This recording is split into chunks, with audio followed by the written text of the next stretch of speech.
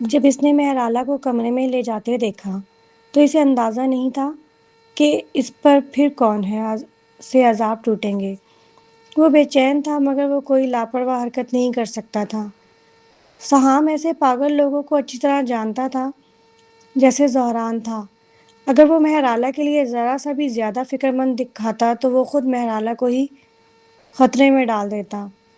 کچھ ہی دیر بعد کمرے کا دروازہ کھلا۔ سہام نے دیکھا کہ زہران مہرالہ کو گھسیٹتا ہوا باہر لے آیا۔ مہرالہ اس وقت اتنی نازک اور کمزور لگ رہی تھی مگر زہران کے چہرے پر ذرا سی بھی نرمی نہ تھی۔ سہام بھی اختیار ایک قدم آگے بڑھا مگر بلال انعام نے سرد لہجے میں ٹوکا، حرکت مت کرنا۔ سہام نے فکر مندی سے مہرالہ کو دیکھا۔ اس کے ہونٹ ہلے مگر وہ کچھ کہہ نہ سکا۔ اچانک زہران کے ہاتھ میں ایک بندوق نظر آئی۔ وہ اس طرح کھڑا تھا جیسے کوئی دیوتا ہو جو دوسروں کی زندگی اور موت کا فیصلہ اپنی مرضی سے کرتا ہو۔ غور سے دیکھو مہر، یہ تمہاری وجہ سے مرے گا۔ مہرالہ لرز اٹھی۔ وہ نہیں جانتی تھی کہ اب زہران کے اس جنون کو روکنے کے لیے کیا کرے۔ وہ جتنا گڑگڑاتی زہران کی قاتلانہ نیت اتنی ہی بھڑکتی، اور اگر وہ کچھ نہ بھی کہتی تب بھی وہ رکنے والا نہیں تھا۔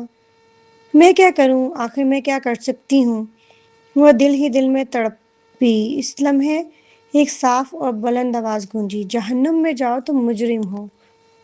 یہ ٹام کی آواز تھی۔ وہ چھپ کر ایک موقع کی طاق میں تھا۔ سہام نے اسے پہلے بندوق چلانا سکھایا تھا مگر ہتھیاروں کے خطرناک ہونے کی وجہ سے وہ اسے عموماً استعمال کرنے سے منع کرتا تھا۔ ٹام معصومیت سے یہی سمجھ بیٹھا تھا کہ اگر زہران مر گیا تو سب کچھ ختم ہو جائے گا اور مہرالہ آزاد ہو جائے گی۔ گولی زہران کے ہاتھ سے نہیں چلی تھی بلکہ وہ ٹام کی بندوق سے نکلی تھی جو ایک نظر انداز کیے گئے کونے میں چھپا ہوا تھا۔ بندوق کا رخ زہران کی طرف تھا مگر ٹام نشانہ بازی میں ماہر نہیں تھا۔ گھبراہٹ کی وجہ سے اس کا نشانہ خطا ہو گیا۔ گولی سیٹی بجاتی ہوئی فضا میں چلی اور سیدھی مہرالہ کے سینے کی طرف بڑھ گئی۔ کسی نے بھی اس اچانک موڑ کی توقع نہیں کی تھی۔ کسی کے وہم و گمان میں بھی نہ تھا کہ ایک بچہ بندوق اٹھائے گا۔ جب مہرالہ نے گولی کو اپنی طرف آتے دیکھا تو اگلے ہی لمحے وہ کسی کی مضبوط آغوش میں کھینچی جا چکی تھی۔ اسے لکڑی جیسی مانوس خوشبو آئی، وہی خوشبو جو زہران کی شخصیت جیسی تھی، سرد، سنجیدہ اور سخت۔ اس کا لمبا قد نہ صرف اس کے لیے ٹھنڈی ہوا کو روکے ہوئے تھا بلکہ اس نے گولی کو بھی روک لیا تھا۔ زہران! مہرالہ نے گھبرا کے اس کی طرف دیکھا۔ اس لمحے اس کے جذبات بکھر چکے تھے اور اس کے تمام خیالات صرف زہران کے گرد گھوم رہے تھے۔ کیا آپ ٹھیک ہیں؟ آپ کو چوٹ تو نہیں لگی؟ وہ اس کی آغوش سے باہر نکل آئی تو دیکھا کہ گولی سیاہ اون کے کوٹ کو چیرتی ہوئی نیچے موجود بلٹ پروف جیکٹ میں لگ چکی تھی۔ اس نے سکھ کا سانس لیا۔ اسی لمحے تمام سنائپرز نے اپنی بندوقیں ٹام کی طرف تان لیں۔ مہرالہ فوراً چیخی، مت چلانا، وہ صرف ایک بچہ ہے۔ زہران نے اپنی سرد انگلیوں سے اس کی آنکھوں کے کناروں پر ٹھہرے آنسو چھوئے۔ وہ بولا، نوکیلے دانتوں والا ننھا درندہ بھی آخرکار درندہ ہی ہوتا ہے مہر۔ اگر آج میں نے بلٹ پروف جیکٹ نہ پہنی ہوتی تو یا تم مر چکی ہوتی یا میں۔ وہ اس کے کان کے قریب جھکا اور سرگوشی کی، دشمنوں پر رحم کرنا دراصل اپنے آپ پر ظلم کرنا ہوتا ہے۔ زہران کی آواز نرم تھی مگر اس میں کوئی جذبہ محسوس نہیں ہو رہا تھا۔ مگر مہرالہ جانتی تھی وہ غصے میں تھا، شاید شدید غصے میں۔ اس کے علاوہ کسی اور معاملے میں زہران کے جذبات ہمیشہ قابو میں رہتے تھے مگر جتنا زیادہ وہ غصے میں ہوتا اتنا ہی ظاہری طور پر پرسکون نظر آتا۔ مہرالہ نے مضبوطی سے تھام لیا اور عاجزانہ نرم لہجے میں گڑگڑائی، زہران، ٹام کا مجھے نقصان پہنچانے کا کوئی ارادہ نہیں تھا۔ وہ بس ایک بچہ ہے، براہ کرم۔ اسی لمحے کنان یہ سمجھ نہ سکا کہ مہرالہ اتنا کیوں رو رہی ہے۔ جب اس نے روتے دیکھا تو وہ بھی اداس ہو گیا اور زور زور سے رونے لگا۔ ڈیڈی، ماما! کنان کی روتی ہوئی آواز نے زہران کی توجہ بٹا دی۔ بچہ لڑکھڑاتے قدموں سے اس کی طرف بڑھا۔ زہران نے اسے اٹھا لیا۔ ایک طرف کنان رو رہا تھا، دوسری طرف مہرالہ۔ وہ سخت جھنجلا گیا، آخرکار اسے پیچھے ہٹنا پڑا۔ ٹھیک ہے، میں بچے کو چھوڑ دیتا ہوں مگر وہ اس کی نظریں سیدھی سہام پر جا ٹھہری، آواز برف کی طرح سرد تھی۔ اسے مرنا ہوگا۔ مہرالہ نے سر ہلاتے ہوئے پھر منت کی۔ زہران میں ایک ہاتھ میں بچے کو اٹھائے ہوئے زہران نے دوسرے ہاتھ سے اس کے آنسو پہنچے۔ میں تم جتنی بار اس کے لیے منت کرو گی، میں اس کے جسم میں ایک اور گولی ماروں گا۔ کیا تم مجھے آزمانا چاہتی ہو؟ مہرالہ فوراً خاموش ہو گئی۔ یہ بگڑا ہوا آدمی واقعی کچھ بھی کر سکتا تھا۔ وہ بس خاموشی سے روتی رہی۔ زہران اس کے کان کے قریب سرگوشی کرنے لگا۔ تم اس کے لیے جتنے آنسو بہاؤ گی، بعد میں وہ اتنا ہی زیادہ خون بہائے گا۔ مہرالہ کو یوں لگا جیسے اس کے دل پر کوئی بھاری پتھر رکھ دیا گیا ہو۔ ہزاروں لفظ اس کے دل میں تھے، مگر اس لمحے وہ ایک آواز بھی نہ نکال سکی۔ وہ بس مسلسل نفی میں سر ہلاتی رہی۔ زہران نے ہاتھ بڑھا کر اس کی آنکھیں رگڑی۔ اچھی بچی بنو اور نظریں پھیر لو۔ اس کے بعد وہ اپنی معمول کی زندگی میں واپس لوٹ جائیں گے۔ زمین پر دبائے گئے ٹام نے چیخنا شروع کر دیا۔ اسی لمحے جیری بھی اچانک بول پڑا۔ اگر کسی کو مارنا ہے تو مجھے مار دو، سہام کو کچھ مت کہنا۔ وہ صرف جزیرے والوں کی زندگی بہتر بنانا چاہتا ہے، وہ اچھا انسان ہے۔ جب ہم آپ کے بیٹے کو یہاں لائے تھے، ہم نے اسے ذرا سا بھی نقصان نہیں پہنچایا۔ ہم نے اسے دودھ تک دیا جو ہمارے لیے عیاشی سمجھا جاتا ہے۔ یہی لڑکا مہرالہ کی تصویروں میں بھی نظر آیا تھا۔ زہران نے صرف 2 لفظ کہے، دفع ہو جاؤ۔ جو لڑکا عام طور پر ڈرپوک تھا، اپنی جگہ سے نہ ہٹا۔ اگر آپ واقعی مس مہرالہ سے محبت کرتے ہیں تو آپ اس کے دوستوں کو نقصان نہیں پہنچائیں گے۔ جو آپ اس وقت کر رہے ہیں وہ محبت نہیں، اذیت ہے۔ تب جا کر زہران نے جیری کی طرف دیکھا۔ اس کے ہونٹوں پر ایک شیطانی مسکراہٹ ابھری۔ کس نے کہا کہ میں اس سے محبت کرتا ہوں؟ وہ جتنا زیادہ تڑپے گی، مجھے اتنی ہی خوشی ملے گی۔ اگر تمہیں مار کر اس کا دل ٹوٹ جائے تو یہ میری سب سے بڑی خواہش ہوگی۔ جیری یہ سمجھ ہی نہ سکا کہ کوئی انسان اتنی سرد باتیں کیسے کہہ سکتا ہے۔ وہ آدمی سرد مہری کا پیکر تھا، مگر جیری نے پھر بھی ہمت نہ ہاری۔ اگر آپ اس سے نفرت کرتے تو فطری طور پر اس کی حفاظت نہ کرتے۔ وہ گولی بہت تیزی سے آ رہی تھی۔ اگر آپ واقعی اس سے نفرت کرتے تو آپ اسے مرنے دیتے، مگر آپ نے اسے اپنی باہوں میں لے لیا۔ جیری نے لمحوں میں زہران کا نقاب اتار دیا، یہاں تک کہ سہیل نعمانی بھی حیرت سے دیکھنے لگا۔ یہ دبلا پتلا لڑکا واقعی بہادر تھا۔ اتنی جرأت تو سہیل بھی زہران کے سامنے نہ دکھا پاتا۔ اگر آپ واقعی کسی سے محبت کرتے ہیں تو وہ آپ کی آنکھوں میں نظر آتی ہے۔ اگر آپ اس سے محبت نہ کرتے تو وہ خود چل کر مہرالہ کو ڈھونڈنے نہ آتے۔ اگر آپ اس سے محبت نہ کرتے تو سہام کو دشمن نہ سمجھتے۔ میرے جیسے بچے کو بھی پتا ہے کہ محبت خلوص مانگتی ہے۔ اگر محبت نہ بھی ہو تو کسی کو اذیت نہیں دینی چاہیے۔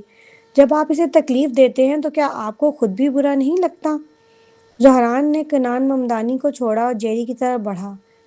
ایک لمحے کے لیے سب کی سانسیں رک گئیں۔ سب لڑکے کے لیے خوفزدہ ہو گئے۔ جیسے جیسے زہران قریب آیا، جیری کا دل کانپنے لگا، مگر وہ پیچھے نہ ہٹا۔ زہران کا قد اونچا تھا اور دبلے لڑکے سے کہیں زیادہ طاقتور دکھائی دیتا تھا۔ اس کی دباؤ بھری موجودگی جیری کو گھیرے میں لے چکی تھی۔ کیا تم مجھے بتا رہے ہو کہ مجھے کیا کرنا چاہیے؟ زہران نے طنزیہ انداز میں کہا۔ اگلے ہی لمحے اس نے بندوق جیری کے سر پر تان دی۔ میں اسے چھوڑ سکتا ہوں، مگر اس کی جگہ تمہیں مرنا ہوگا۔ زہران کو اس لڑکے میں خاص دلچسپی نہ تھی، بلکہ کہیں نہ کہیں وہ جیری کو پسند بھی کرنے لگا تھا۔ اتنی بے باک باتیں تو بڑے لوگ بھی اس کی آنکھوں میں آنکھیں ڈال کر کہنے کی ہمت نہیں رکھتے تھے۔ یہ تو پھر ایک کم عمر لڑکا تھا۔ سب کے جسم تن گئے۔ یہ محض وہ آواز تھی جو زہران نے اپنے منہ سے نکالی تھی، مگر نوجوان پہلے ہی گہری تیوری چڑھا چکا تھا۔ زہران نے بندوق نیچے کر لی۔ اس کی آنکھوں میں تحسین کی جھلک ابھری۔ برا نہیں، تم واقعی مرد ہو، مگر پھر بھی کسی کی جان کی کوئی قیمت نہیں ہو سکتی۔ زہران نے آگے بڑھا۔ ٹھیک اسی لمحے سہام کیسوا نے بجلی کی سی تیزی سے اپنی بندوق نکالی اور سیدھا زہران کے ماتھے پر تان دی۔ ہلنا مت۔ چاروں طرف سے بندوقیں سہام پر تان لی گئیں۔ وہ اسی موقع کے انتظار میں تھا۔ اگر میری حقیر سی جان مسٹر ممدانی کی جان کے بدلے جا سکتی ہے تو یہ سودا برا نہیں۔ نقاب کے نیچے سہام کے ہونٹوں پر ایک نایاب مسکراہٹ ابھری۔ اس نے مہرالہ کی طرف خلوص بھری نگاہ سے دیکھا، جیسے کہہ رہا ہو، آج کے بعد تم آزاد ہو۔ سہام خوب جانتا تھا کہ جیسے ہی وہ گولی چلائے گا ہر سمت سے اس پر گولیاں برس پڑیں گی۔ اس کے پاس بھاگنے کا کوئی راستہ نہ تھا۔ مہرالہ سکتے میں آ گئی۔ کوئی بھی اس موڑ کی توقع نہیں کر سکتا تھا۔ وہ سہام کو صرف 2 ہفتے سے جانتی تھی۔ وہ اسے اپنے لیے مرنے نہیں دے سکتی تھی۔ نہیں، مت چلانا۔ مہرالہ پاگلوں کی طرح دونوں کی طرف دوڑی۔ جس کے سر پر بندوق تنی ہوئی تھی وہ زہران بالکل خوفزدہ نہیں لگ رہا تھا۔ اس کی آنکھوں میں تو جنونی جوش جھلک رہا تھا۔ کیوں نہ ہم شرط لگائیں، دیکھتے ہیں آخر کون بچتا ہے۔ مہرالہ چیخ اٹھی، سہام مت چلانا، خدا کے لیے مت چلانا۔ جیسے ہی گولی چلتی کوئی نہیں جانتا تھا کہ انجام کیا ہوگا، مگر یقین سے جانتی تھی کہ انجام صرف تباہی ہی ہوگا۔ سہام نے گولی چلانے سے پہلے مہرالہ دونوں کے بیچ آ کھڑی ہوئی۔ اگر تم دونوں نے گولی چلانی ہے تو پہلے مجھے مار دو۔ مہرالہ کی اچانک مداخلت پر زہران ناگواری سے تیوری چڑھا بیٹھا۔ اسے ہٹا دو۔ مہرالہ نے خود کو زہران پر گرا دیا اور اسے مضبوطی سے تھام لیا۔ اس کے گرم آنسو زہران کی گردن پر بہنے لگے۔ کانپتی ہوئی آواز میں بولی، بس بس کر دو پلیز۔ میں تمہاری ہر شرط مان لوں گی۔ میں دوبارہ کبھی نہیں بھاگوں گی، قسم کھاتی ہوں۔ بس انہیں چھوڑ دو۔ اس کی باہوں میں عورت بے قابو کانپ رہی تھی۔ آنسو تھمنے کا نام نہیں لے رہے تھے۔ ٹھنڈی سمندری ہوا زہران کے چہرے سے ٹکرائی۔ ایک لمحے کو اس کے حواس بحال ہوئے۔ مہرالہ کی بے بسی بھری سسکیوں کو دیکھ کر اس کے دل میں جیسے ایک خلا سا بن گیا۔ وہ خوش نہیں تھا۔ اس کے سینے میں تو بس یہ بے انتہا درد تھا۔ کیا اسے یاد تھا کہ اس نے آخری بار مہرالہ کو مسکراتے کب دیکھا تھا؟ کیا وہ اسے پکڑ کر رکھنا چاہتا تھا بدلے کے لیے، یا محض ملکیت کے احساس میں؟ وجہ جو بھی ہو، اس لمحے وہ اسے روتا ہوا نہیں دیکھنا چاہتا تھا۔ اس نے دھیمی آواز میں پوچھا، کیا تم واقعی شرمندہ ہو؟ مہرالہ نے اس کا کوٹ مضبوطی سے پکڑ رکھا تھا۔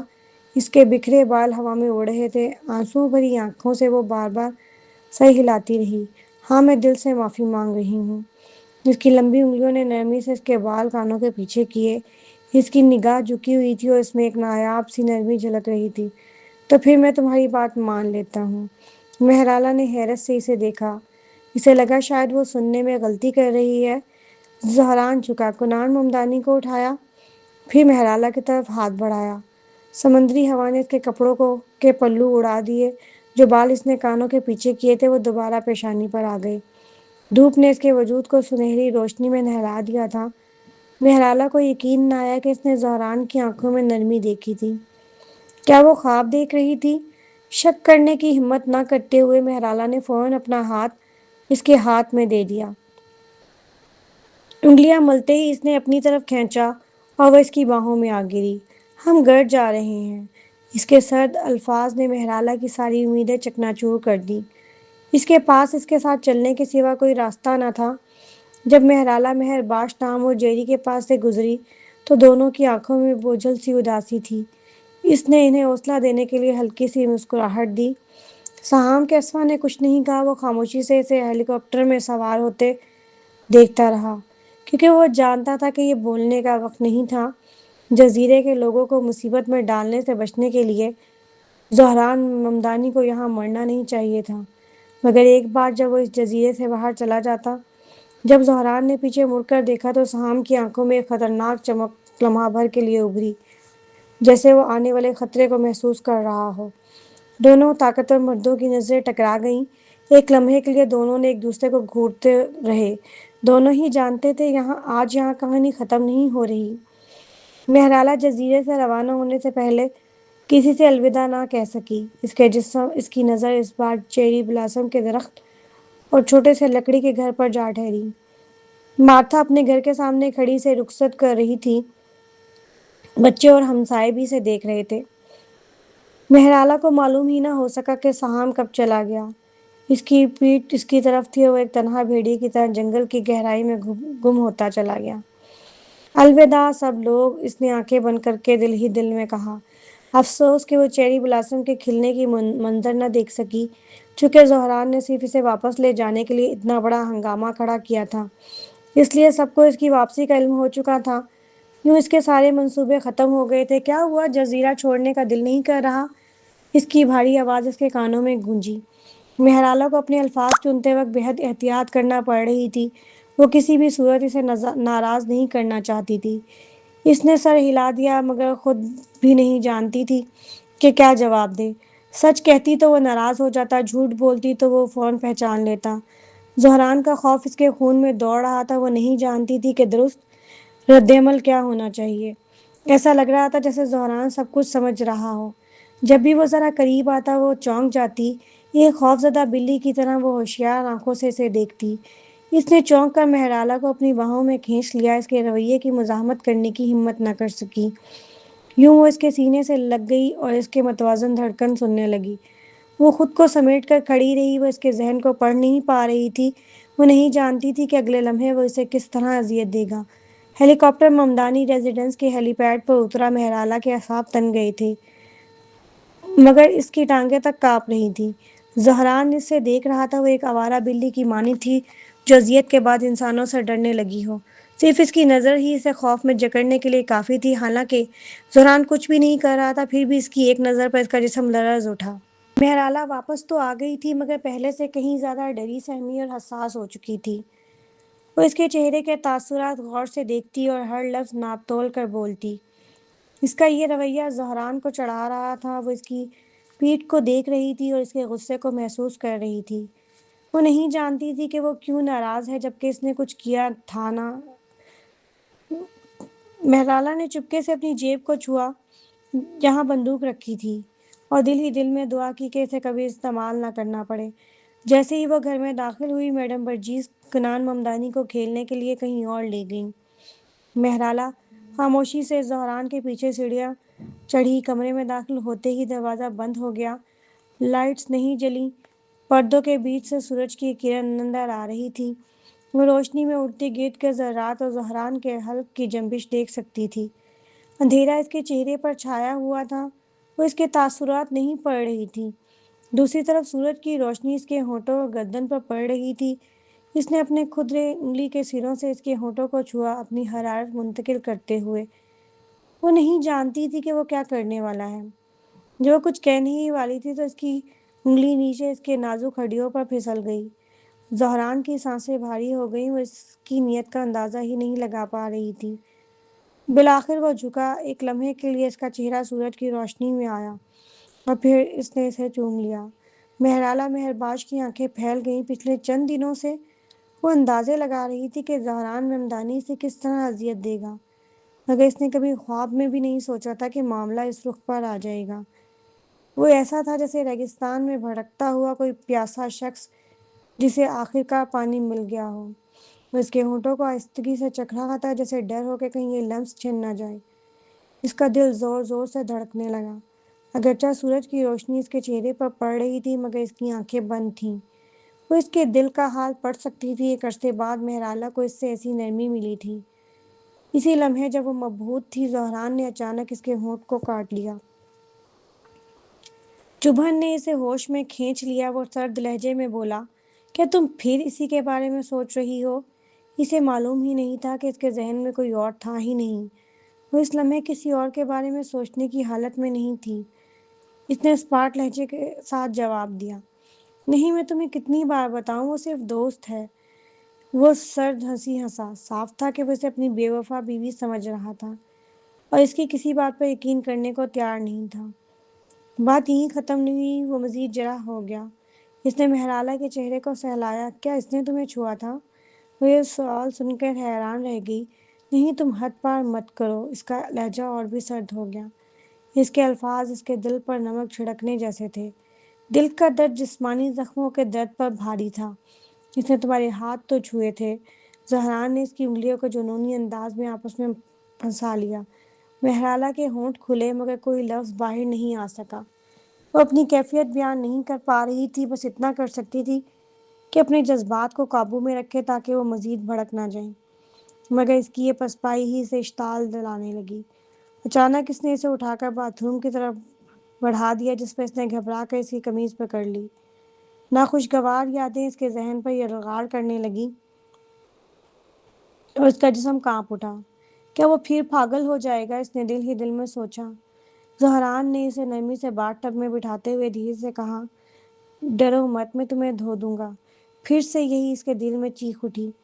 ٹھنڈے پانی میں اترنے کا خیال ہی سے لرزا گیا۔ اس نے نفی میں سر ہلاتے ہوئے التجا کی، زہران ایسا مت کرو پلیز۔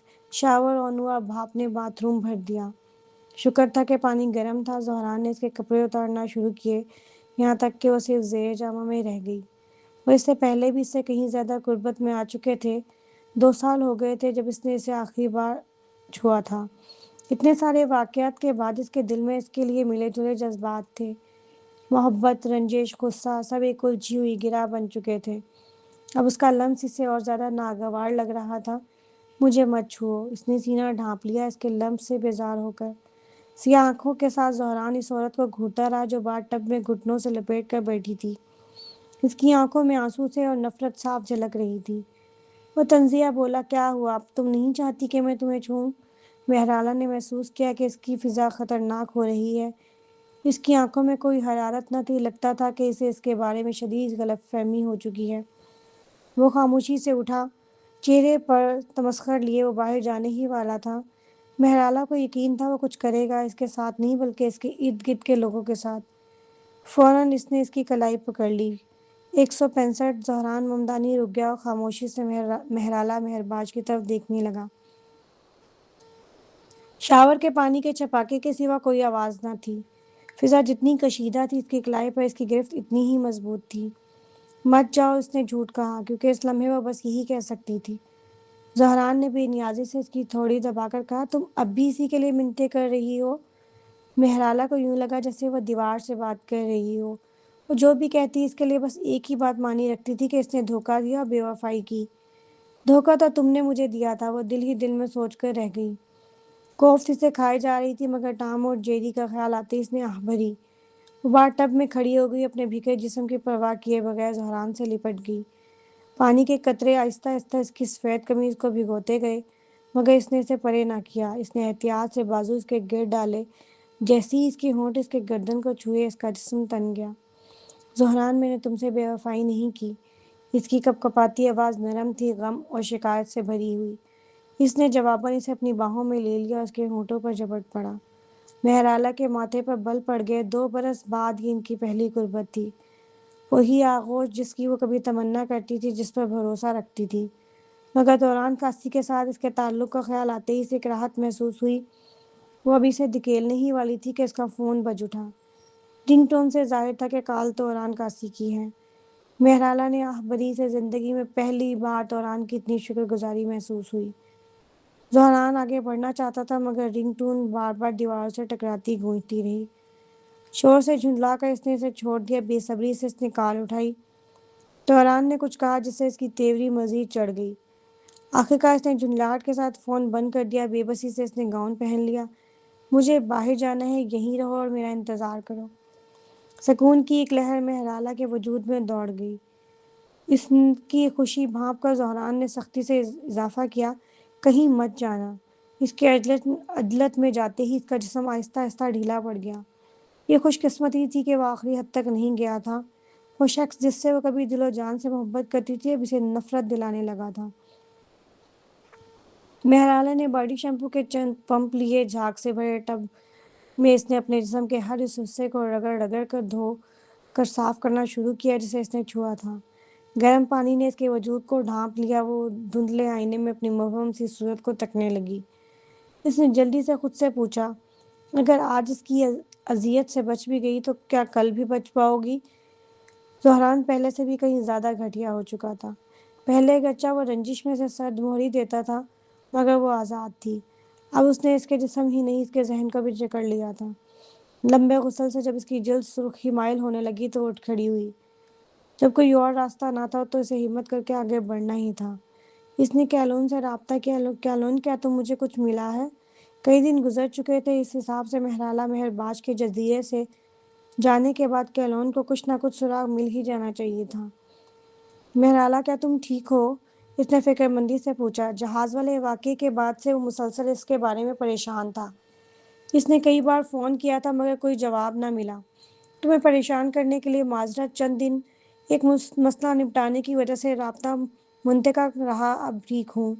یہ سن کر وہ مطمئن ہوا۔ یہ بات اچھی ہے، اور ہاں، مجھے کچھ ملا ہے۔ کیا ہم بلا مشافہ بات کر سکتے ہیں؟ مہرالہ نے آہ بھری۔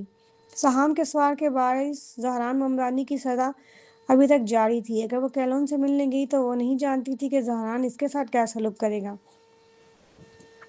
اس نے کہا، کیلون، سچ کہوں تو مجھے ڈر ہے کہ کہیں دوسرا فریق چکنا نہ ہو جائے۔ مجھے شک ہے کوئی مجھ پر نظر رکھے ہوئے ہے۔ کیا تم نے تفتیش خاموشی سے کی؟ اس نے اس بات میں سر ہلایا۔ فکر نہ کرو، مجھے معلوم ہے میں کیا کر رہا ہوں۔ مسٹر گلووے نے بیل کی موت کے 2 دن بعد استعفیٰ دے دیا تھا۔ استعفیٰ تو پھر وہ آدمی؟ مہرالہ کی پریشانی پر بل پڑ گئے۔ اس لیے اس دن ڈاکٹر کی نظروں میں سے دشمنی سی محسوس ہوئی تھی۔ کیلون بولا، وہ ڈاکٹر گیلوے سے 1 دن پہلے مستعفی ہو گیا تھا۔ میں نے مزید کھوج لگائی۔ وہ عارضی عملہ تھا جسے ڈاکٹر گیلوے کے ذریعے رکھا گیا تھا۔ اس کا نام جعلی تھا اور ڈاکٹر گیلوے، اس کے پاس میڈیکل لائسنس ہے، اس کا نام تو جعلی نہیں ہو سکتا۔ کیلون نے جواب دیا، اس کا پورا نام جینیفر گیلوے تھا۔ ہم نے ایک میڈیکل کالج سے پڑھا تھا، مگر وہ مجھ سے چند سال سینئر ہے۔ گریجویشن کے بعد وہ اعلیٰ تعلیم کے لیے بیرون ملک چلی گئی تھی اور اسی سال واپس آئی ہے۔ وہ لمحہ بھر رکا، پھر بولا، ایک دلچسپ بات ملی ہے۔ اسے پہلے تمہارے والد کائف مہر باش کی طرف سے مالی معاونت ملتی رہی ہے۔ مہرالہ چونک اٹھی۔ یہ محض اتفاق نہیں ہو سکتا۔ کیلون، کیا مزید معلومات ہیں اس کے خاندان یا دوستوں کے بارے میں؟ اور بیل کے بارے میں بھی؟ پرسکون رہو، سب بتاتا ہوں۔ اس نے اسے سنبھالا۔ جینیفر کی پرورش اس کی اکیلی ماں نے کی۔ بچپن میں اس کے والدین میں طلاق ہو گئی تھی۔ چند سال پہلے اس کی ماں بیماری کے باعث انتقال کر گئی، جس کے بعد وہ مزید تعلیم کے لیے بیرون ملک چلی گئی۔ اس عرصے میں اس کا اپنے والد سے رابطہ نہیں رہا۔ صرف جینیفر کے پس منظر سے مہرالہ کسی نتیجے پر نہیں پہنچ پا رہی تھی۔ اس کے ذہن میں سوال ابھرا کہ کہیں کائف نے جینیفر کے ساتھ کوئی زیادتی تو نہیں کی۔ اس نے ناموں کی فہرست یاد کی، مگر جینیفر کا نام اس میں شامل نہیں تھا۔ کیلون نے کہا، جینیفر کے بارے میں بس یہی ملا ہے۔ استعفے کے بعد اس کا سراغ نہیں مل رہا۔ جہاں تک بیل کا تعلق ہے، اس کے والدین کسی اور ملک ہجرت کر چکے ہیں۔ بیٹی ہونے کے باعث وہ بچپن سے ہی اسے پسند نہیں کرتے تھے، اس پر تشدد بھی کر رہے ہیں، اس لیے وہ دبکی دبکی سی رہتی تھی اور حمل کی وجہ سے اس نے تعلیم بھی چھوڑ دی تھی۔ مہرالہ کو بیل کا زرد چہرہ یاد آ گیا۔ کیا اس کا بچہ زندہ ہے؟ اگر کائف مہر باش کا ہی قصور تھا تو بچے تک پہنچ کر ڈی این اے ٹیسٹ سے حقیقت ثابت ہو سکتی تھی۔ کیلون نے جواب دیا، معذرت، اسکول چھوڑنے کے بعد میں اس کا سراغ نہیں لگا سکا۔ سنا تھا کہ اس نے اسقاط حمل کروایا تھا۔ میں نے سرکاری اور نجی ہسپتالوں میں بھی چیک کروایا، مگر کوئی ریکارڈ نہیں ملا۔ مہرالہ کی آنکھوں میں روشنی سی جاگی۔ ممکن ہے اس کا بچہ بھی زندہ ہو۔ بیل بار بار یہ دہراتی رہی تھی کہ کسی نے اس کا بچہ چرا لیا ہے۔ اس اہم سراغ سے مہرالہ کو بالآخر امید مل گئی۔ مہرالہ کا موڈ خاصا بہتر تھا۔ اس نے دل سے ریان کا شکریہ ادا کیا۔ شکریہ ریان، تم نے میری بہت بڑی مدد کی ہے۔ اب اس بیل کے بچے کو ڈھونڈنا تھا۔ اگر بچے اور کائف مہر باش کا ڈی این اے ٹیسٹ ہو جاتا تو فوراً واضح ہو جاتا کہ وہ واقعی مجرم ہے یا نہیں۔ ریان بولا، فکر نہ کرو مہرالہ، میں اس آدمی کے بارے میں مزید کھوج لگاؤں گا، مگر لگتا ہے اسے پہلے سے اندازہ تھا کہ کوئی تفتیش کرے گا۔ اس نے کوئی نشان نہیں چھوڑا، اس لیے مجھے کچھ ہاتھ نہیں آ رہا۔ مجھے کچھ وقت چاہیے۔ اس لمحے دروازے پر دستک ہوئی۔ مسز ممدانی، ہو گیا ہے؟ میڈم ورجیس کی آواز آئی۔ جی ہاں۔ مہرالہ نے فوراً کال ختم کی، فون رکھا اور دروازہ کھول دیا۔ آپ کو بھوک لگی ہوگی، میں نے کچھ بنایا ہے، نیچے آ کر کھا لیجیے۔ میڈم ورجیس حسب معمول نہایت شفیق تھیں۔ پیٹ میں ہلکی سی جلن محسوس کرتے ہوئے مہرالہ خوشی سے نیچے چلی گئی۔ سیڑھیاں اترتے ہی سے کنان کی آواز سنائی دی، ماما، ماما۔ کھلونوں سے کھیلتا کنان دوڑتا ہوا اس کی طرف آیا۔ اس کا بوجھل دل فوراً ہلکا ہو گیا۔ مہرالہ نے اسے گود میں اٹھا لیا۔ کنان اس کے منہ پر رال تھی اور وہ معصوم مسکراہٹ سے اسے دیکھ رہا تھا۔ مہرالہ کو زہران ممدانی کی باتیں یاد آئیں اور اسے شکر ہوا کہ اس نے وہاں جذبات میں آ کر کوئی غلط قدم نہیں اٹھایا تھا۔ اس نے کنان کے گلے میں پڑا زمرد کا ہار درست کیا اور اسے اٹھا کر ڈائننگ ٹیبل تک لے گئی۔ جزیرے پہ گزرے دنوں نے اسے بچوں کی دیکھ بھال کا عادی بنا دیا تھا۔ میڈم ورجیس مسکرا کر بولی، دیکھیں تو ماسٹر کنان کتنا خوش ہے، کوئی بھی سمجھے کہ آپ ہی اس کی ماں ہیں۔ اگلے ہی لمحے انہیں اپنی بات کا احساس ہوا۔ معاف کیجیے گا مسز ممدانی، میرا یہ مطلب نہیں تھا۔ کوئی بات نہیں، مہرالہ نے بات ٹال دی۔ انہوں نے خاموشی سے کھانا کھایا۔ کھانے کے بعد اچانک مہرالہ کو کچھ عجیب سا محسوس ہوا۔ پہلے جب بھی زہران طوران کاسی کی وجہ سے باہر ہوتا تو اس کی بھوک مٹ جاتی تھی، دروازے کو تکتے تکتے رو پڑتی، یہاں تک کہ پیٹ درد کرنے لگتا یا صبح ہو جاتی، مگر اب لگتا تھا وہ آہستہ آہستہ اسے نکلتی جا رہی ہے۔ یہ احساس اسے خوشی دے رہا تھا، مگر یہ خوشی زیادہ دیر نہ ٹھہری۔ دروازے پر بلال انعام کھڑا تھا۔ اس نے جھجکتے ہوئے کہا، مسز ممدانی، میں مسٹر کنان کو لینے آیا ہوں۔ مہرالہ کی مسکراہٹ جم کر رہ گئی۔ اس نے آہستہ سے کنان کا ہاتھ چھوڑ دیا۔ درست ہے، اس نے دل میں سوچا، زہران میرا نہیں ہے اور کنان بھی نہیں۔ بلال آگے بڑھا، بولا، مجھے افسوس ہے مسز ممدانی۔ وہ کنان کو اٹھا کر لے گیا اور کنان رونے لگا۔ مہرالہ چاہتی تھی کہ بلال کو روک لے، مگر اسے اپنی حیثیت یاد آ گئی۔ وہ کنان کی کیا لگتی تھی، اسے کون سا حق تھا کہ اسے جانے سے روکے؟ آخر کار وہ بے بسی کھڑے روتے ہوئے بچوں کو جاتا دیکھتی رہی۔ میڈم برجیس برتن دھو کر میز سے نکل گئیں اور مہرالہ اس وسیع گھر میں بالکل اکیلی رہ گئی۔ دروازوں پر محافظ تھے، دکھنے میں آزادی تھی مگر حقیقت میں وہ قید تھی۔ فرش سے چھت تک جاتی کھڑکی کے سامنے کھڑے ہو کر اس نے اپنا عکس دیکھا۔ ہونٹوں پر ایک بدصورت سی مسکراہٹ تھی، پہلے بھی وہ اب بھی وہ ہمیشہ اکیلی رہی تھی۔ فرق صرف اتنا تھا کہ اب اسے کسی کا انتظار نہیں